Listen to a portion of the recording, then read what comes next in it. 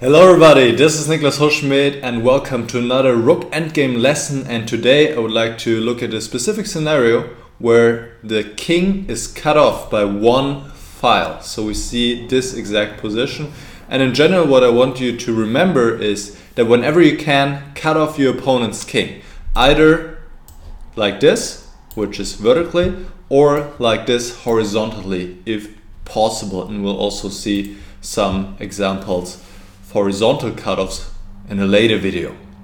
So here we have a vertical cutoff, and my question to you is actually, what do you think is this position? Is it still a draw for black, or is white actually winning? And if it is a draw, what should black to play do here? So you can check your knowledge here. Okay, all right, this is a draw.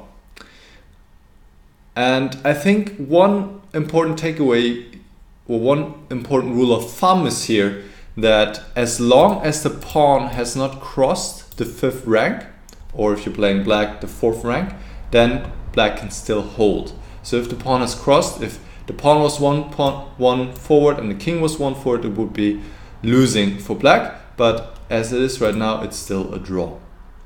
Actually, black has many drawing moves here, but there are also some moves that lose, and it's really instructive to learn why. So I will show you first the drawing moves. Actually, any move of the rook along the 8th file, except for e8 or d8, is a draw. But, well, the simplest, I think, is to play rook c8. The point is to stop the pawn advancing. And here we see why it's important that there's a lot of space between the rook and the king. And this is something we also encountered in one of the earlier videos. The rook likes to have a distance of 3 files or ranks in between the rook and the king. And here it is, 3 ranks in between. And that means the white king cannot escape the checks. So check, check, the king has to keep protecting the pawn, check. Now king a5 is a good try here. The point is that if now black gives another check, that would be a mistake, because white brings the king forward and now the king was able to escape the checks. So after king a5, black now attacks the pawn, rook c8, and well, white can bring the king back or protect with the rook, and we'll see both these examples in a moment anyway. So king a6, rook c8. Once again, rook a8 would be one check too much. White brings the king to b7 and then pushes his pawn forward. So rook c8. And now king b5, of course, doesn't change anything. So white needs to try rook d4, because rook c1 would allow the king to approach. Just king d6. And now that the king is in front of the pawn, it's an easy draw. So rook d4.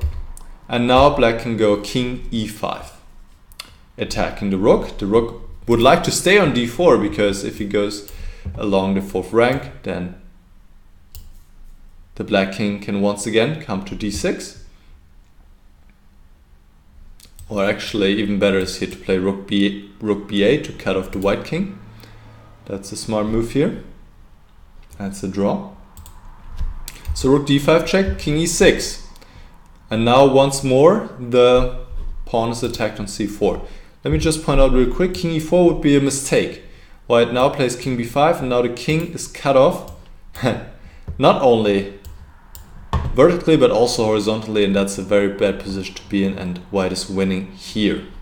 Alright, so that is not a good idea. So king e6, king b5, otherwise white cannot make any progress. Now rook b8 check, king a4, rook c8, once again, same thing, rook b8, rook b5. Now the pawn game would be lost, so black doesn't exchange rooks.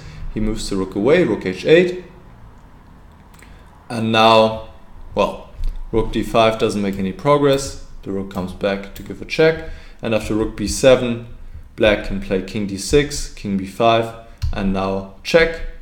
And here, rook c5. And it's an immediate draw, because white will lose his pawn, or if he plays rook d7, he enters a pawn game where black has the opposition, and it is a draw. If you're not familiar with this kind of opponent games, I recommend you to check back on my videos where I talk about opposition in opponent games. It's also a very important topic. Alright, so that was a lot of moves, but the main takeaway is that you want to be able to have this 3 ranks distance and then gives checks or attack the pawn on c4. So let's see now why some moves lose. Well, first let me show you one other way to draw this. You can also wait with your rook here. If king b4 now, it's the same story. But this move really doesn't make too much sense for me because it just gives white an additional option here to go c5, which of course isn't possible if you play the rook on c8. But here I just want to show you this. There are there are once more ways to draw this, and you can go rook g4 here, cutting off the king, and after c6 now king e7, c7, rook to g8, and rook c8, and the pawn is won. Okay. Also another way actually up to draw. I want to show you this motive so that you're familiar with it, is to go king e7 here. And the point is that black's preparing to play rook to d8. For example, king c4, rook d8, and the pawn in game would be a draw now. And if white doesn't exchange rooks, he has to move his rook obviously. And once he moves it, we get the king in front, and that's a simple draw. We can probably come back to the Fedor position, Fedor defense. Alright, now let me show you the moves that lose. The king is perfectly placed on e6 here. That's very important. Please remember, the king is perfectly placed on e6. Why? Because it needs to, in some case, go back to e7, in some case go forward to e5. So let's figure out why king e7 loses. And actually that's a little exercise for you. What's the difference now? I just showed you the drawing line, so what could be different now from the drawing line?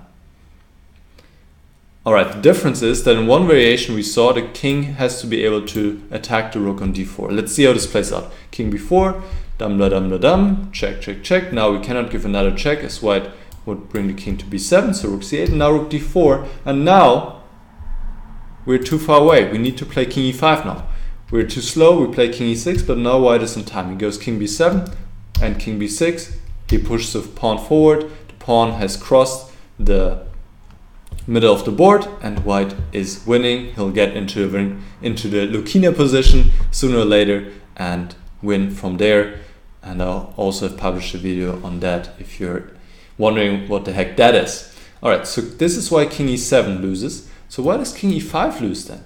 Well, here in this position, now c5 wins.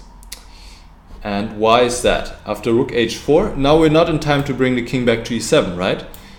We're too slow. And if we were to play king e6 now, white brings his king forward, and now the pawn in game would be losing as white reaches the central squares here. Or king b6 would be more precise, but doesn't matter, both are winning, and white wins. Once he reaches those three squares in front of the pawn, white is winning.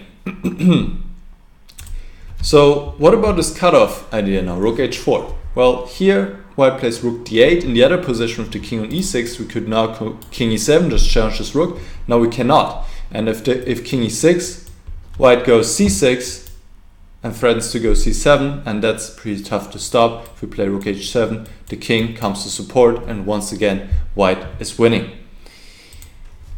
So what if we wait, rook g4? Now white just plays the king to the side. He doesn't go c6 right away because of rook g6, c7, rook c6 check, picking up the pawn.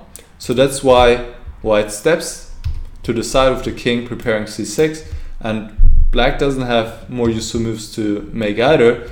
And after waiting, now c6, and it's the same story we already saw. King c4, king c5, king b6, c7, and white wins. All right, wow, that was a lot of information. So what's the takeaway? Two things. The king needs to stay on e6. That's a perfect square, because in some case he needs to come back to prepare rook d8. In some case he needs to come forward to attack the rook on d4. Okay, and then the simplest way is to stay in front of the pawn, give checks and attack the pawn, and don't let the opponent's king come too close. All right, I think it's a very important position to know, and also these different kind of ideas here. So hope it was all clear. I understand this was not so easy, but I'm sure you guys learned something here, and let me know if you have any questions. Also, if you enjoyed the video, feel free to subscribe to be notified for future videos. All right, that's it from me. See you next time. Bye bye.